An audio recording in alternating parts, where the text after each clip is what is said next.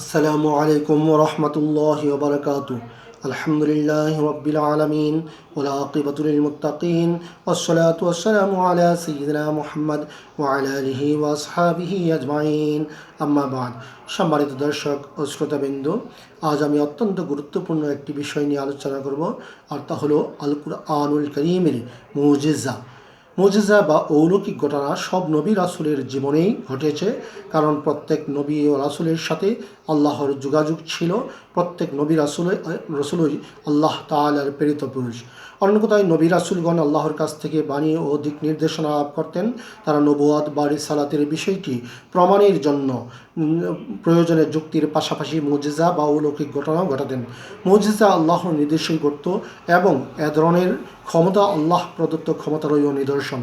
পবিত্র কোরআনে হজরত মুসা আলাইহিস সালাম ও হজরত ঈসা আলাইহিস সালাম এর মুজিজা সহ অতীতের অনেক নবীর মুজিজার কথা বলা হয়েছে। বিশ্বনবী মুহাম্মদ সাল্লাল্লাহু আলাইহি ওয়াসাল্লামও তার পূর্ববর্তী নবীগণের মুজিজার বা অলৌকিক ঘটনার কথা উল্লেখ করেছেন। বিশ্ব মানবতার মুক্তির মহাকাণ্ডারী রাসূল পাক সাল্লাল্লাহু আলাইহি ওয়াসাল্লামও অনেক মুজিজা দেখিয়েছেন, যেমন চাঁদ দ্বিখণ্ডিত করা এবং তার নির্দেশে পাথর কণার আল্লাহর প্রশংসা ইত্যাদি। কিন্তু বিশ্বনবী মুহাম্মদ সাল্লাল্লাহু আলাইহি সাল্লামের সবচেয়ে বড় ও চিরস্থায়ী মুজিজা হলো পবিত্র কোরআন। তার অন্য মুজিজাগুলো ছিল বিশেষ উপলক্ষ ভিত্তিক ও অস্থায়ী। ভবিষ্যতের মানুষ ওইসব অস্থায়ী মুজিজা নিজ চোখে দেখতে সক্ষম নয়, আর সময়ের পরিক্রমায় বিভিন্ন উদ্ধৃতি ও উক্তির মধ্যে পরিবর্তন দেখা যায় বা সন্দেহ সৃষ্টি হয়। তাই যারা কাছ থেকে মুজিজা দেখেনি তাদের মনে দ্বিধাদ্বন্দ্ব থেকেই যেতে পারে। তাই আল্লাহ শেষ নবী সাল্লাল্লাহু আলাইহি সাল্লামের জন্য ব্যবস্থা করেছেন চিরন্তন বা শাশ্বত মুজিজার। পবিত্র কুরআন অতীতেও যেমন ছিল রাসূল সাল্লাল্লাহু আলাইহি সাল্লামের নবুয়তের প্রমাণ, তেমনি তা বর্তমানে ও ভবিষ্যতেও এ বিষয়ে সুস্পষ্ট প্রমাণ হিসেবে টিকে থাকবে। যতই জ্ঞান, বিজ্ঞান ও প্রযুক্তি বিকশিত হবে, ততই পবিত্র কোরআনের অলৌকিকতা ও মুজিজা বেশি স্পষ্ট হবে। কোরআন একটি আশ্চর্যজনক কিতাব। এ প্রসঙ্গে কোরআন পাকের কিছু অসাধারণ বৈশিষ্ট্য তুলে ধরছি। কোরআন নির্বলতার চ্যালেঞ্জ দিয়ে শুরু করছে তার সাহসী বক্তব্য। এমন এক ব্যতিক্রমধর্মী কিতাব যা সত্যের বাস্তবতার উপর দাঁড়িয়ে আছে। দুনিয়ার তাবৎ কিতাবগুলো দুর্বলতার অজরকাহি পেশ করে বক্তব্য শুরু করে, কিন্তু কোরআন সেখানে নির্বলতার চ্যালেঞ্জ দিয়ে শুরু করেছে তার সাহসী বক্তব্য। যালিকাল কিতাবু লা রাইবা ফীহি হুদাল লিল মুত্তাকিন। এটা আল্লাহ তাআলার কিতাব, এতে কোনো প্রকার সন্দেহ নেই। এটা মুত্তাকিদের জন্য জীবন যাপনের ব্যবস্থা। সূরা আল বাকারা 2 নম্বর আয়াত। কোরআন নিয়ে আল্লাহর আরও চ্যালেঞ্জ হলো, আল্লাহ তাআলা বলেন, কুল লা ইন ইজতামাআতিল ইনসু ওয়াল জিন্নু আলা আন ইয়াতু বিমিসলি হাযাল কুরআনি লা ইয়াতুনা বিমিসলিহি ওয়ালাউ কানা বা'দুহুম লিবা'দিন যহীরা। বলুন, যদি মানব ও জিন এই কোরআনের অনুরূপ রচনা করে আনয়নের জন্য জড়ো হয় এবং তারা পরস্পরের সাহায্যকারী হয়, তবু তারা কখনও এর অনুরূপ রচনা করে আনতে পারবে না। সূরা বনী ইসরাঈল 88 নম্বর আয়াত। আল কোরআন মানবরচিত কোনো কিতাব নয়। আল কোরআন মাখলুকের কোনো কালাম নয়। সৃষ্টির স্পর্শ থেকে একান্তভাবে পবিত্র, যা অবতীর্ণ হয়েছে আকাশ ও পৃথিবীর মালিকের পক্ষ থেকে। তানজিলুম মির রাব্বিল আলামিন, যা অবতীর্ণ হয়েছে সারা জাহানের পালনকর্তার পক্ষ থেকে। সূরা ওয়াকিয়া 80 নম্বর আয়াত। আল কোরআন এসেছে মানুষের নিকট, আল কোরআন এসেছে ইনসানের নিকট। এটি পাহাড়, দরিয়া কিংবা অন্য কোনো সৃষ্টির উপর নাজিল হয়নি। আল্লাহর ওহীর এ আমানত শুধু মানব জাতি গ্রহণ করেছে। আল্লাহ তাআলা বলেন, ইন্না আরাদনাল আমানাতা আলাস সামাওয়াতি ওয়াল আরদ ওয়াল জিবালা ফাবাইনা ইয়াহমিলনাহা ওয়া আশফাকনা মিনহা ওয়া হামালাহাল ইনসান ইন্নাহু কানা যালুমান জাহুলা। আমরা এই আমানত কোরআনকে আকাশমণ্ডল, জমিন ও পাহাড় পর্বতের নিকট পেশ করলাম, কিন্তু এরা তা গ্রহণ করতে প্রস্তুত হলো না। তারা ভয় পেয়ে গেল, কিন্তু মানুষ তাকে স্বীয় স্কন্ধে তুলে নিল। সূরা আহজাব 72 নম্বর আয়াত। 23 বছরে নাজিল হয়েছে। পূর্বের আসমানি কিতাবগুলোর প্রত্যেকটি একসাথে একই সময় নাজিল হয়েছে, কিন্তু নুজুলে কোরআনের ব্যাপারটি সম্পূর্ণ ভিন্ন। এই কিতাবটি নাজিল হতে 23টি বছরের দীর্ঘ সময় ব্যয় হয়েছে।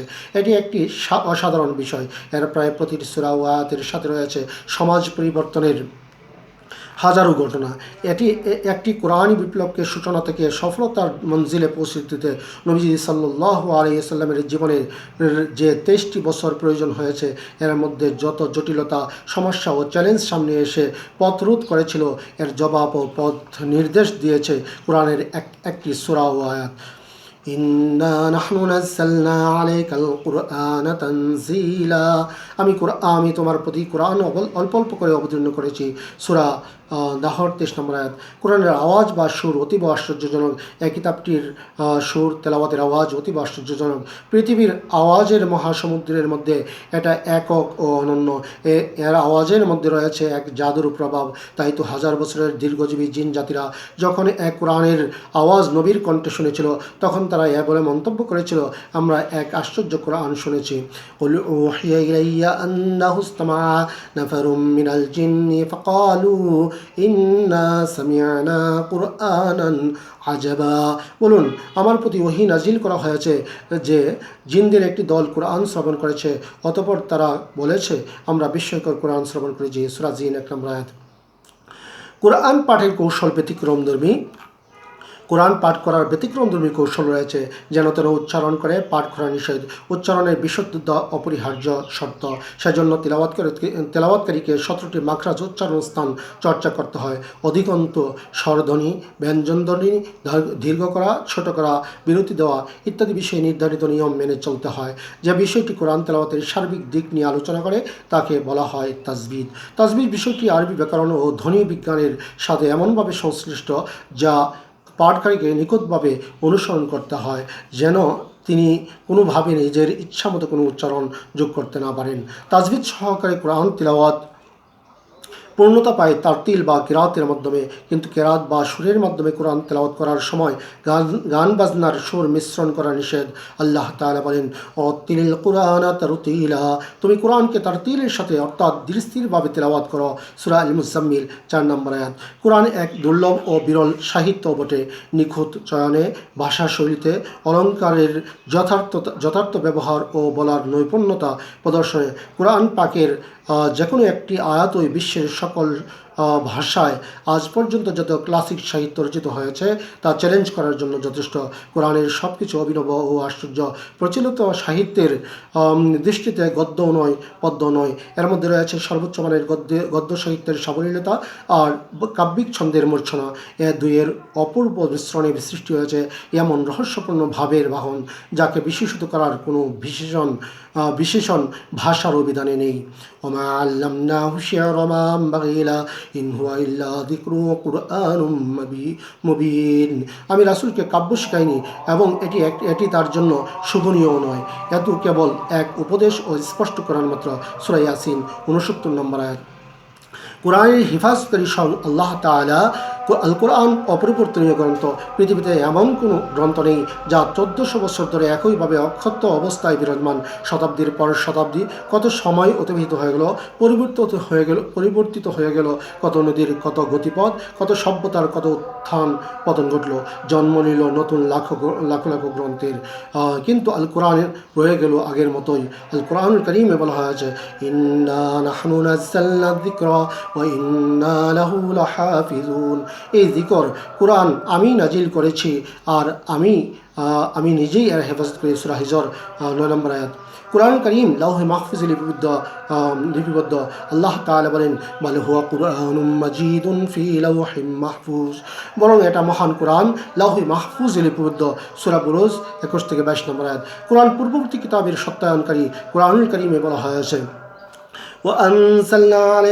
وأنزلنا إليك الكتاب بالحق مصدقا لما بين يديه من الكتاب ومهيمنا عليه। আর আমি তোমার প্রতি কিতাব নাজিল করেছি যথাযথভাবে এর পূর্বের কিতাবের সত্যায়নকারী ও এর উপর তদারককারী রূপে। সূরা আল মাইদা 48 নম্বর আয়াত। এটা রোগের নিরাময় গ্রন্থ।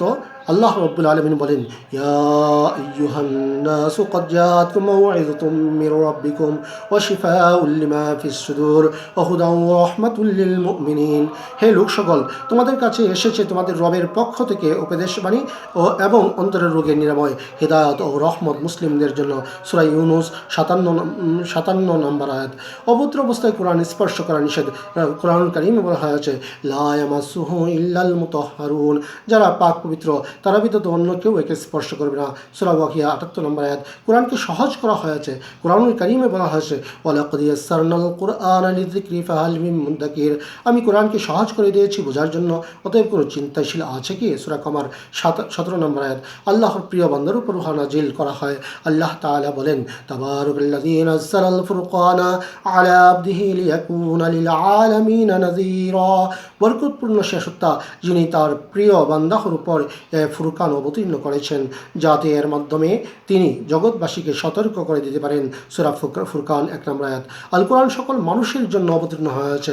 আল্লাহ রাব্বুল আলামিন বলেন, শাহরু রমাদানিল্লাযী উনজিলা ফীহিল কুরআন হুদাল লিন-নাস, রমাদান মাসই হলো সে মাস যাতে নাজিল করা হয়েছে কোরআন, যা মানুষের জন্য হেদায়েত। সূরা বাকারা 185 নম্বর আয়াত। মুসলিম, খ্রিস্টান, হিন্দু, বৌদ্ধ, ইহুদি, নাস্তিক, শিখ, জৈন, মুরতাদ, ধর্মনিরপেক্ষবাদী, মার্ক্সবাদী, কমিউনিস্ট, সাম্যবাদী, ধর্মহীন, ধর্মপ্রিয়, প্রকৃত পূজারী, অগ্নিপোষক তথা সকল ইনসান কওমের জন্য আল কোরআন হলো মানুষের শ্রেষ্ঠত্বের মাপকাঠি। রাসূলুল্লাহ সাল্লাল্লাহু আলাইহি ওয়াসাল্লাম বলেছেন, তোমাদের মাঝে ওই ব্যক্তি সর্বোত্তম যে কোরআন শেখে ও অপরকে শিক্ষা দেয়।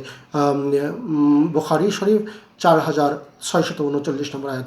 প্রতিটি হরফ পাঠ করলে 10টি নেকি পাওয়া যায়। ইবনে মাসউদ রাদিয়াল্লাহু আনহু থেকে বর্ণিত, রাসূলুল্লাহ সাল্লাল্লাহু আলাইহি ওয়াসাল্লাম বলেছেন, যে ব্যক্তি আল্লাহর কিতাবের একটি হরফ পাঠ করলো, এতে সে একটি নেকি প্রাপ্ত হলো এবং উক্ত নেকি 10টি নেকির সমতুল্য হবে। তিনি আরও বলেন, আমি বলছি না যে আলিফ লাম মিম একটি হরফ, বরং আলিফ একটি হরফ, লাম একটি হরফ এবং মিম একটি হরফ। তিরমিজি 283 নম্বর হাদিস। কোরআন পাঠকারীর পিতামাতাকে নূরের টুপি পরানো হবে। রাসূলুল্লাহ সাল্লাল্লাহু আলাইহি ওয়াসাল্লাম বলেছেন, যে ব্যক্তি কোরআন শরীফ পড়ে এবং উহার উপর আমল করে, তার পিতামাতাকে কিয়ামতের দিন এমন একটি নূরের টুপি পরানো হবে যার জ্যোতি দুনিয়ার সূর্যের জ্যোতি অপেক্ষা অধিক হবে। আবু দাউদ 1241 নম্বর হাদিস। কোরআন মানুষকে আলোকিত করে। রাসূলুল্লাহ সাল্লাল্লাহু আলাইহি ওয়াসাল্লাম বলেছেন, যার হৃদয়ে কোরআনের কোনো শিক্ষা নেই তা বিরান ঘর সমতুল্য। তিরমিজি 2837 নম্বর হাদিস। কোরআন তেলাওয়াত মানুষের অন্তরকে পরিষ্কার করে। রাসূলুল্লাহ সাল্লাল্লাহু আলাইহি ওয়াসাল্লাম বলেছেন, লোহায় পানি লাগলে যেমন মরিচিকা পড়ে, তদ্রূপ মানুষের কলবের মাঝেও মরিচিকা পড়ে যায়। কোনো এক সাহাবী জিজ্ঞাসা করল, ইয়া রাসূলুল্লাহ, উহা পরিষ্কার করার উপায় কি? উত্তরে তিনি বললেন, মৃত্যুকে বেশি বেশি স্মরণ করা ও কোরআন কারীম তেলাওয়াত করা। সোহাবুল ঈমান 1958 নম্বর হাদিস। জান্নাত লাভ করা যায় কোরআন তেলাওয়াতের মাধ্যমে। রাসূলুল্লাহ সাল্লাল্লাহু আলাইহি ওয়াসাল্লাম বলেছেন, কোরআনের হাফেজদেরকে বলা হবে, কোরআন পড়ে যাও আর উপরে পড়তে থাকো। কিয়ামতের দিবসে কোরআনের হাফেজদেরকে বলা হবে, কোরআন পড়ে যাও আর উপরে পড়তে থাকো। ধীরে স্থিরভাবে তার তিলের সাথে পাঠ করো, যেমন দুনিয়াতে তার তিলের সাথে পাঠ করতে, কেন জান্নাতে তোমার অবস্থান সেখানে হবে যেখানে তোমার আয়াত পড়া শেষ হবে। সুনান তিরমিজি 2914 নম্বর হাদিস। আল কোরআনের সকল দিকই অলৌকিক। জ্ঞানী অভিজ্ঞতায় মানুষ যত সমৃদ্ধ হচ্ছে, আল কোরআনের অলৌকিক দিকগুলো নানা দিক থেকে স্পর্শ করার সুযোগ পাচ্ছে। আল কোরআন জ্ঞানের এক ফলগু দ্বারা, যে জ্ঞান কখনো নিঃশেষ হয় না, এর জ্ঞান ভাণ্ডার কখনো অতীতের গর্ভে বিলীন হয় না এবং ভবিষ্যতের আগমনে বিতর্কিত বা বাতিল হয় না। সূর্যালোকের মতো প্রতিদিনই ঘটে এর জ্ঞানের নবোদয়। এছাড়া কোরআনের এমন অনেক নিদর্শন রয়েছে যা কোরআনের অলৌকিকতা প্রকাশ করে। উপরিলিখিত বিষয়সমূহ ছাড়াও কোরআনের এমন অনেক বিষয় রয়েছে যা আজ পর্যন্ত মানুষ আবিষ্কার করতে পারেনি। পরম করুণাময় আল্লাহ তাআলার দয়ায় হয়তো মানুষ একদিন তা জানতে পারবে। বিজ্ঞান যত বিকশিত হবে, কোরআন ততই প্রমাণিত হবে। কোরআনের মাধ্যমে মহান স্রষ্টা মানুষকে ঈমান, কিয়ামত, হাসরের মাঠ, পুনরুত্থান, বেহেশত, দুজকের অস্তিত্ব এবং মহাবিশ্বের যাবতীয় বিষয়ের অতীত, বর্তমান ও ভবিষ্যতের সুস্পষ্ট প্রমাণ ও জ্ঞান দান করেন, যাতে মানুষ হেদায়েত পেতে পারে। বলতে গেলে কোরআনের প্রতিটি হরফ, আয়াত ও সূরার মধ্যেই রয়েছে অসংখ্য মুজিজার সমাহার। আল্লাহ তাআলা আমাদেরকে কোরআন অনুযায়ী জীবনযাপন করার তৌফিক দান করুন। আমিন। ওয়া আখির দাওয়ানা আলহামদুলিল্লাহি রাব্বিল আলামিন। আসসালামু আলাইকুম ওয়া রাহমাতুল্লাহি ওয়া বারাকাতুহু।